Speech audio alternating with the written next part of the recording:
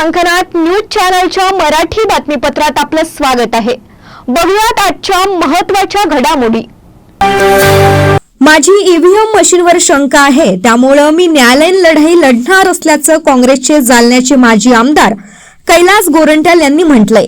जालन्यात पैशांचा फॅक्टर मोठ्या प्रमाणात चालला, जिथं जिथं मी काम केलं तिथं तिथं पैशांचा पाऊस पडला असा आरोप गोरंट्याल यांनी केलाय।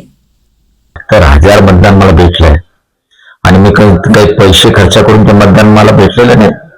व्यक्तिगत माझे मतदान आणि काँग्रेसचा वोट बँक जे असते ते सोबतच नव्हता।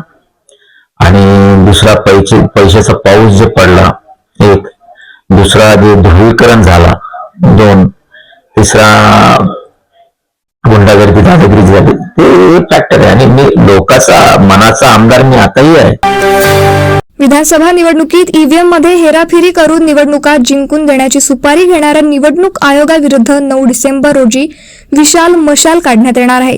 या मोर्चात ईव्हीएम प्रणालीवर नाराज धुळेकर जनतेने प्रचंड संख्येने सहभागी व्हावे असे आवाहन माजी आमदार तथा शिवसेना उभाटा पक्षाचे धुळे शहर विधानसभा मतदारसंघातील उमेदवार अनिल गोटे यांनी केले। वाशी एपीएमसी फळ मार्केटमध्ये काश्मीर आणि इराणी सफरचंदांची आवक सुरू झाली आहे। मोठ्या प्रमाणात सफरचंद मार्केटमध्ये उपलब्ध आहेत। व्यापाऱ्यांच्या मते मागील वर्षांपेक्षा सध्या सफरचंदांचे भाव कमी आहेत, परंतु त्यातही काश्मीर आणि इराणी सफरचंदांची किंमत अजूनही उच्च आहे।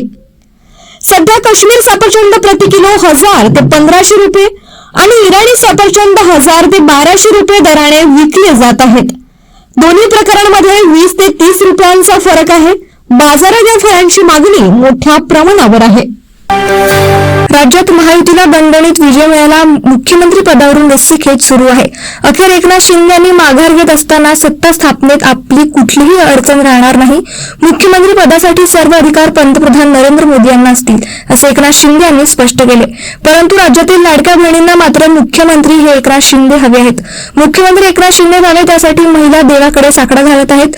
एकनाथ शिंदे हेच पुन्हा या राज्याचे मुख्यमंत्री व्हावे अशी नांदेड जिल्ह्यातील श्री सचखंड गुरुद्वारा या मंदिरात लाडक्या बहिणींनी प्रार्थना केली। यावेळी शेकडो लाडक्या बहिणी उपस्थित होत्या। जागतिक एड्स दिनानिमित्त चोपडा येथील नर्सिंग कॉलेजच्या विद्यार्थ्यांनी चोपडा उपजिल्हा रुग्णालय येथून जनजागृतीपर रॅली काढली। तसंच एड्स जनजागृतीपर पथनाट्याच्या माध्यमातून एड्स संसर्ग कशाने होतो आणि त्याच्यावर काय उपाय केला पाहिजे या संदर्भात सादरीकरण केलं। या जनजागृती रॅलीत नर्सिंग कॉलेजचे विद्यार्थी, कर्मचारी, शिक्षक वर्ग, उपजिल्हा रुग्णालयाचे परिचारिका यांच्यासह कर्मचारी सहभागी झाले होते। मराठवाड्यात माझ्या एवढा सिनियर आमदार कुणीही झाला नाही। माझ्यावर 100 रुपयांचा अपहार केल्याचा डाग नाही, त्यामुळे मंत्रिपदासाठी मला मेरिटवर संधी द्या अशी मागणी देवेंद्र फडणवीस यांच्याकडे केल्याची कबुली जालन्यातील परतूरचे भाजप आमदार बबनराव लोणीकर यांनी एका कार्यक्रमात जाहीर केले।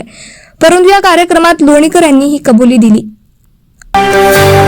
मार्गशीर्ष महिन्याच्या आगमनामुळे देवीच्या पूजेच्या साहित्याची विक्री वाढली आहे। विविध प्रकारच्या मुकुट, साड्या, दागिने आणि वेण्या बाजारात उपलब्ध झाल्या आहेत। व्यापाऱ्यांच्या मते यंदा मुकुट 100 ते 400 रुपयांपासून उपलब्ध असून किंमत स्थिर नव्हती, पण ग्राहकांचा चांगला प्रतिसाद येतो। मुकुटांची उपलब्धता जास्त असल्यामुळे दर वाढले नाहीत। संपूर्ण पूजेचे साहित्य 50 रुपयांपासून सुरू असून मार्गशीर्ष महिन्यात यामध्ये वाढ होण्याची शक्यता आहे। पहिल्या आठवड्यापासून विक्रीत मोठी वाढ होईल अशी आशा व्यापाऱ्यांनी व्यक्त केली। सरकारी तिजोरीतून लोकांना पैशांचं वाटप करण्यात आलं असल्याचा आरोप ज्येष्ठ सामाजिक कार्यकर्ते बाबा आढाव यांनी केला आहे। बाबा आढाव मागील 3 दिवसांपासून उपोषणाला बसले आहेत। शरदचंद्र पवार राष्ट्रवादी काँग्रेस पक्षाचे नेते शरद पवार यांनी आज महात्मा फुले वाड्यात जाऊन बाबा आढाव यांची भेट घेतली। ईव्हीएम मध्ये घोटाळा झाला असल्याचा आरोप देखील बाबा आढाव यांनी केला आहे। सरकारी तिजोरीची लूट सुरू असल्याचे यावेळी आढाव म्हणाले। पुन्हा भेटूयात नवीन बातमीपत्रासह, तोवर नमस्कार।